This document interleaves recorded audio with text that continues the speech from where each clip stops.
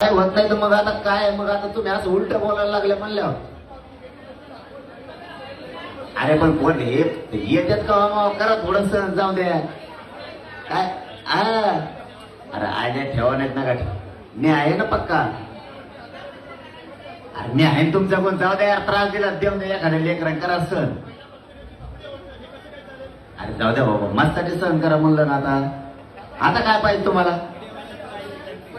अरे बाबा मायासाठी सहन करा सगळे, जाऊ द्या होऊन जाईल 2-4 दिवस, 7-8-10 दिवस कशी बी. कोणी ओढले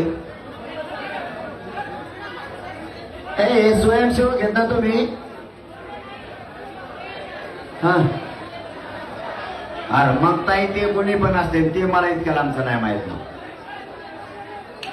काही काही असे बेवडे कोणी राजकारणी लोक घालून देतात.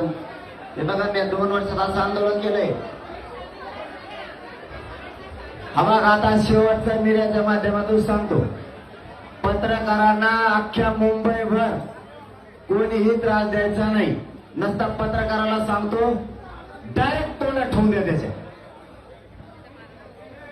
बस का आता मग आंदोलन 2 वर्षात कोणालाही त्रास देत नाही. कारण अख्ख्या मुंबईभर आंदोलकांनी मीडियावाल्याला त्रास द्यायचा नाही. आणि या खांद्याने जर मीडियावाल्याला त्रास दिला तुम्ही डायरेक्ट तोंडात ठेवून द्या त्याच्या. हा डायरेक्ट तोंडात ठेवून द्या त्याच्या. नसतं त्याचे शूटिंग घेऊन ना मला फोटो द्या तुमच्या समोर. बघा मी काय करतो, मी एकलाच आहे, तुम्हाला माहित नाही मी काय आहे. तुम्ही शूटिंग घ्या, त्याचा फोटो इथं कोणाला तरी टाका आणि मला दाखवू द्या. मी त्याच्या गावासहित त्याला नीट करतो. उभा राहा तुम्ही पण त्रास देऊ नका.